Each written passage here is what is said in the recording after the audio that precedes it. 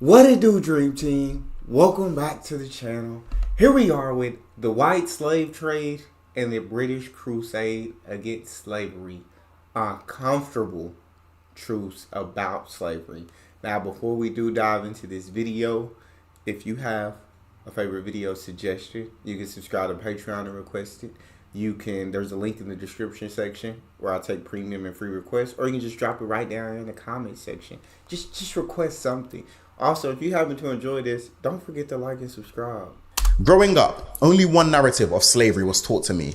Millions of black people were enslaved by white people in the transatlantic slave trade for hundreds of years. This is true of facts, and facts. I don't know how it's taught around the world, but I can only speak for the school that I was in. This is how I was taught about slavery, for sure.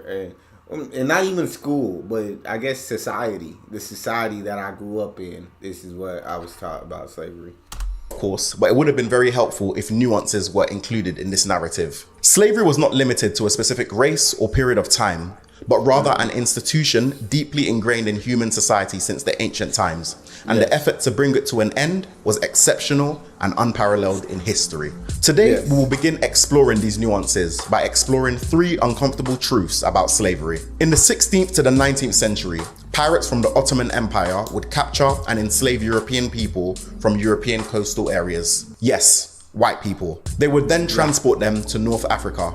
This was known as the Barbary pirate slave trade, as this was carried out by North African pirates from the Barbary states, which included places in present-day Morocco, Algeria, Tunisia, and parts of Libya.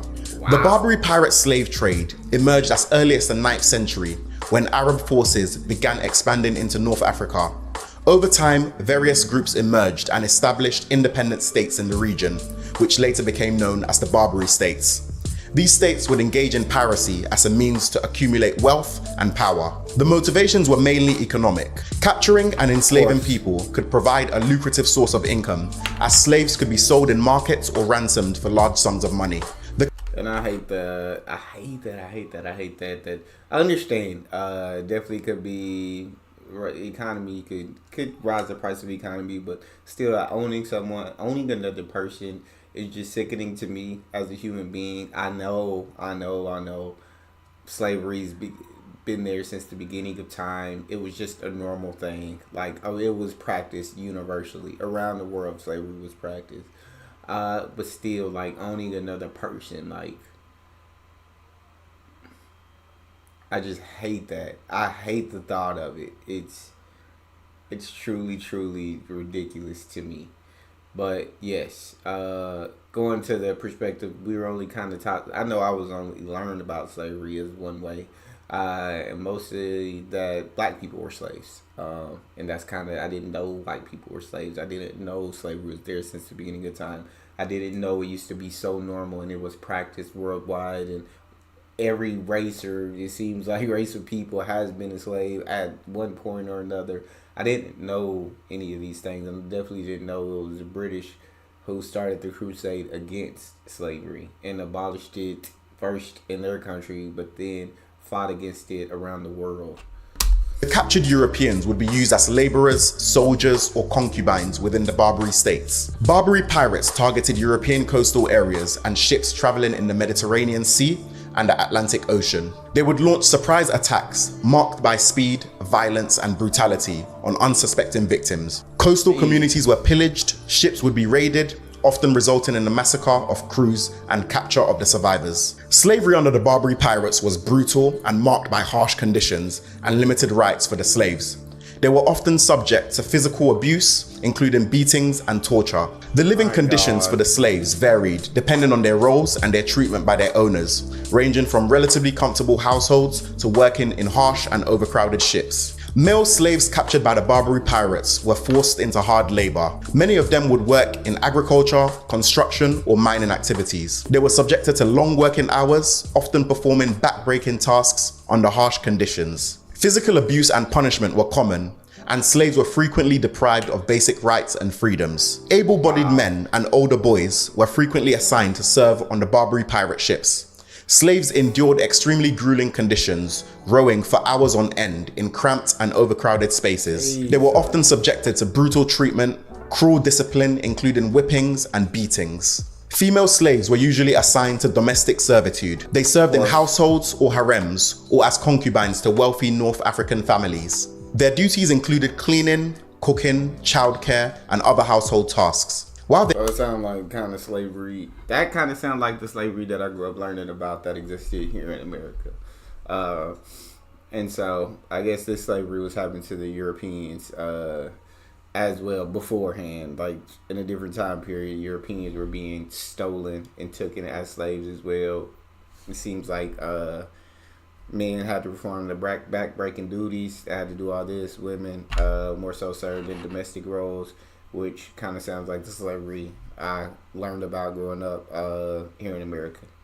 Their conditions were generally better than that of the male slaves. They still faced numerous challenges and vulnerabilities, including exploitation and abuse. Enslaved individuals occupied the lowest part of the societal hierarchy and were considered more property than humans. They would be completely dependent on their owners for their well-being and were often subjected to arbitrary control and mistreatment. It is estimated that this slave trade of mainly white people resulted in the capture and enslavement of some 1 to 1.5 million people. Now that's wild. Schoolboy numbers when compared to what comes next though. Now, forget about the Barbary slave trade. The Ottoman Empire was also going crazy within Africa with the Trans-Saharan slave trade, also known as the Arab slave trade of Africans. This slave trade predates the transatlantic slave trade and was even being practiced in ancient times. Fueled by several factors including economic, cultural, and religious motivations, Arab traders would source African slaves from parts of modern-day West, East, and Central Africa. The trade routes of the Arab slave trade were diverse and interconnected. Dang. The primary routes included, as the name suggests, the Trans-Saharan trade route. This involved the transportation of slaves across the Sahara Desert to North Africa and the Middle East. It was a long and treacherous journey that involved caravans traversing vast desert landscapes. There was also the East African Swahili coast route, where Arab traders established trading posts and settlements along the East African coast. From these coastal hubs, slaves would be transported to various destinations in the Arabian Peninsula, Persia, and the Indian Ocean region. African individuals were captured by raids, warfare, and kidnapping. Slave traders often formed alliances with African kingdoms and tribes to facilitate the capture and supply of slaves. Some African rulers actively participated in the slave trade, while others would resist and attempt to protect their population. African captives were then subjected to long and perilous journeys to slave markets or coastal ports, where they were sold to Arab traders. If they even made it through the journey, it seemed like a lot of slaves actually died on these journeys, on these long, absolutely awful condition journeys. Jesus, man. Captives would endure harsh conditions, forced marches, physical abuse, and a high mortality rate during the journey. The treatment and condition of African slaves would depend on the specific circumstances and attitudes of individual slave owners. However, many endured harsh and oppressive conditions. African slaves were often subjected to physical abuse, including beatings and torture. Sexual exploitation was also common, particularly for female slaves who were used as concubines. Again, slaves would be used for various forms of labor, including agricultural work, mining, construction, and domestic chores. They worked under harsh conditions, long hours, with minimal rest. Overall, the Arab slave trade of Africans was a vast and devastating system that involved the capture, transportation, and enslavement of millions of Africans. It is estimated that between 6 to 10 million Africans were enslaved under this system, with 6 to 10 million, some estimates going as high as 18. It's sickening. Estimates going as high as 18 million. Now this compares in scale to the transatlantic slave trade, where estimates are around 10 to 12 million Africans being enslaved. Now, you mean to tell me that the Arab slave trade took place over a longer period of time and also enslaved millions of Africans? Wait, why don't we learn about this? The last uncomfortable truth is the fact that Britain was critical in ending the transatlantic slave trade. So you mean to tell me that this nation or empire that's so synonymous with the profiteering of the transatlantic slave trade or the exploitation of colonialism was one of the first to say, well, maybe this is wrong and maybe we should take action to end it? The intellectual foundations of the opposition to slavery are rooted in the humanism movement of the Enlightenment. In the late 18th century, voices opposing slavery began to emerge in Britain. Influential figures such as William Wilberforce, Granville Sharp, and Thomas Clarkson played a pivotal role in raising awareness and advocating for the abolishment of the slave trade and of slavery itself. They formed the committee. Thank God somebody looked at this and said, you know what, this is immoral, this isn't right. People should not be property. People are not something you own. And said this has to stop. And thank God they didn't only say this has to stop here. Thank God they said this has to stop around the world.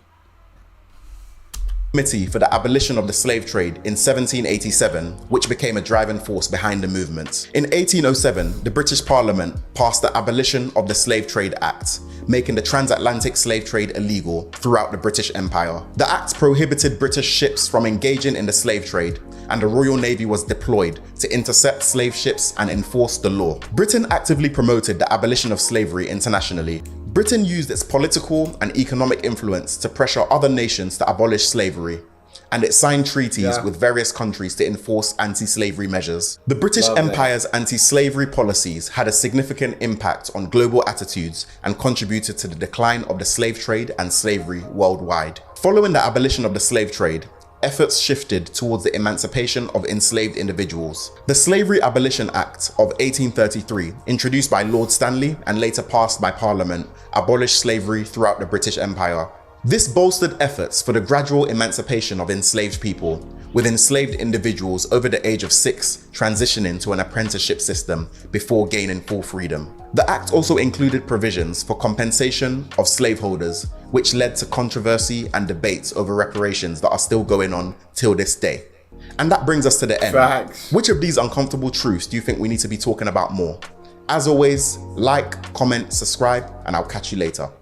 I think in listening to something like this, you have to talk about all three. You can't talk about one and not talk about the others, because they all go into the history of slavery. And I think we can't just look at one country and be upset with that country. I think it's very hypocritical to not look at the world as a whole, to look at your own country and every country that took part in it, because it was happening across the world. It was seen as normal across the world. So you can't just focus on one country and be upset at that country for what happened. Slavery is something that I wish would have never existed. I would never think it was okay or it should have ever been normal to own people as property. That's just absolutely awful and would never be okay. Shout out to the British for actually abolishing it, though. Finally, somebody stood up, even though they were involved in the trade as well, for, you know what I'm saying, for a time. But they were the first ones to stand up and say, this isn't right. But that's all we have for this video. Let me know you guys' stance on it. If you enjoyed it, please don't forget to subscribe, give the video a thumbs up, and check out that next video. See you guys next time.